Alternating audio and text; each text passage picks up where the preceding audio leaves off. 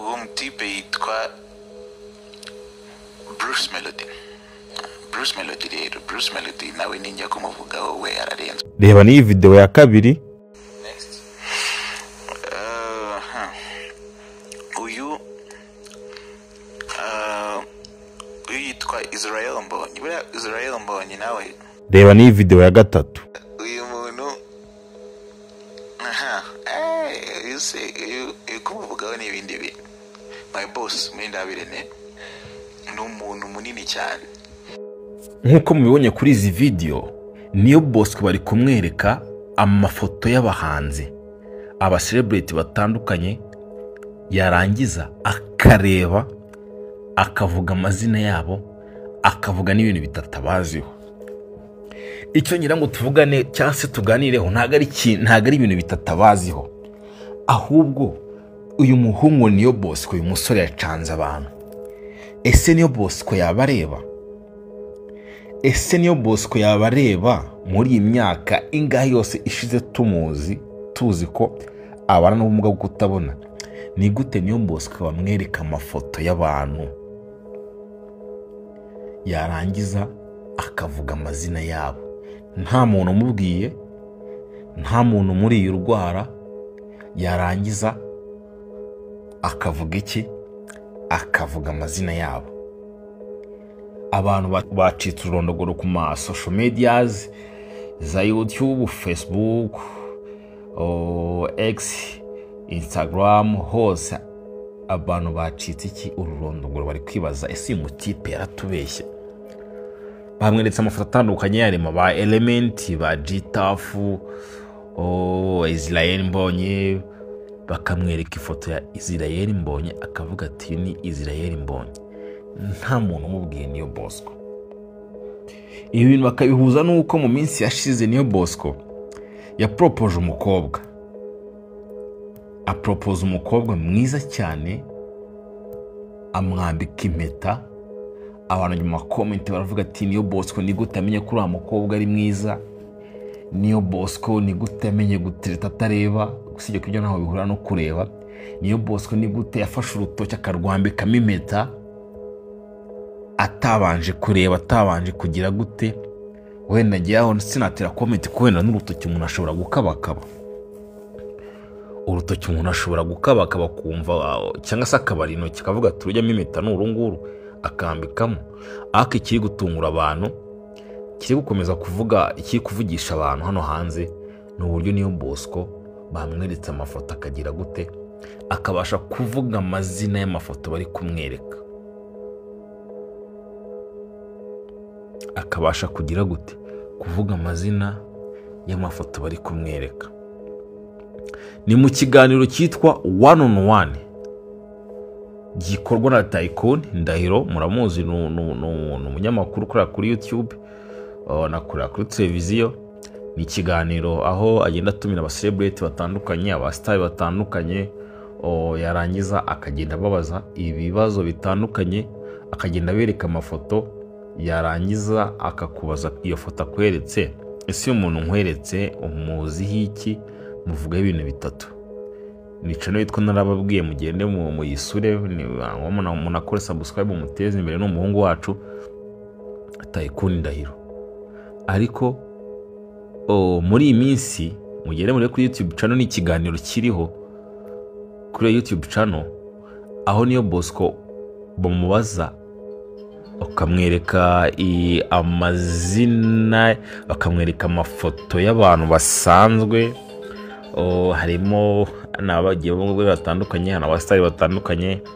Harimo bamweretsemo umusitari nka Mbonyi, avuga ati ni Mbonyi, nta guca ku ruhande, ati ni Mbonyi gutya na gutya. Hari ukuntu abantu babana n'ubumuga bwo kutabona, suppose nk'iyo muhuye atazi ijwi ryawe, araguhobera ari nk'umuntu mushyashya, aca kuba yaguhobera akakumva, akumva ingano yawe, taye yawe, akagukora mu maso, agakora ku bitike, agakora ku misaya kugira ngo nimujya muhura wenda akagukoraho ajya ahita kwibuka. Ariko kuri aya mafoto beretse uyu muhungu, uyu mutipe ntiyigeze akoraho, yareba gutya gusa akarebesha amaso akahita agera gute akahita areba. None icyo twibaza ni iki ngiki, nyuma yo gupropose uriya mukobwa mwiza cyane abantu bose bagacimaka bakagira gute, nyuma yo kumwereka amafoto atandukanye mu bamurinda habe n'abandi bose akagenda avuga amazina yabo atakozeho nta muntu amubwiye. Ese niyo Bosco imyaka yose ishize tumuzi yaba abayeho muri scammer, yaba ari umubeshyi? Ese yaba ari umuntu wadukinnye agakino kuva ku ndirimbo ya mbere? Ese ubigenza ute kuva ahura na Irene kuri Flash TV? Yaba ari agakinyo uriya musore yadukinnye? We na boss we Murinda Habi nk'uko yabivuze cyangwa se nk'uko byahoze, kaba ari agakino yaba yaradukinnye umuhungu? Mwandike muri komenti, ese murabibona gute? Ese yaba hari izindi tekinike zakoreshejwe kugira ngo uyu mutipe abashe kuba bamenya ari amasura? Nabyo birashoboka. Ese uyu mutipe wenda aba yaremanwe AI nabyo tubimenye? Kuko njye muzi niyo Bosco, njye muzi nagiye ngira amahirwe yo kumubona, muzi pe mubona nk'umuntu utabona agendana kagakoni, ya nkoni yera, aza ku ma stage Murinda Haba amutwaye nyine amuyobora, nyine bigaragara ko ari umuntu utagira gute utabona. Ese haba hari indi tekinoloji hari ishobora gutuma umuntu ufite ikibazo cy'ubumuga bwo kutabona abasha kumenya amasura y'abantu? Ese hari umuntu wamuryaga, hari umuntu wanamukubita agasinyari wenda akamwongorera akahita amubwira ati gutya na gutya? Ese hari ukundi kuntu baba babipanze wenda atayikunda akamubwira ati ifoto ya mbere irabanza ni Mbonyi, iya kabiri wenda suppose ni Gitaf, ya gatatu ni Irene, akabifata mu mutwe ku buryo agenda bibara gutyo kugira ngo baze kujisha abantu cyangwa se bakore trend hano ku mihanda ya Kigali. Andika muri komenti, ese urabyumva gute? Ese yaba areba? Ese yaba atabona akaba ari izindi tekinike bakoresheje?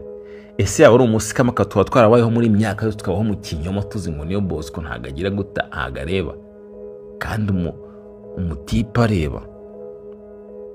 Ese usanze niyo Bosco aramutse areba mwari mubayeho mu kinyoma wabyakira gute?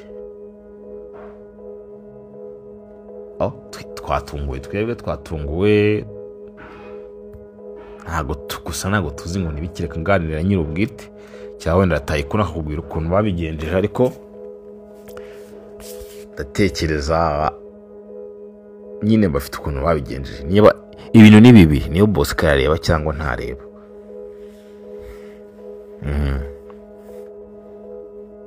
Arareba cyangwa ntareba, cyangwa se bakaba bafite ukundi kuntu babigenjeje. Kora subscribe tujye tubana umunsi ku munsi kuri trend ziri kugenda zitrendinga hano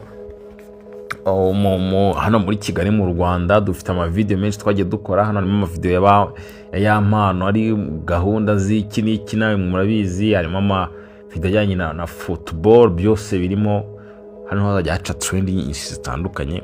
Kora subscribe tujye twibanira umunsi ku munsi. Iyi ni Urunigi TV, ni TV nziza kabisa izajya kugezaho ibintu byinshi bitandukanye. Ciao ndabakunda.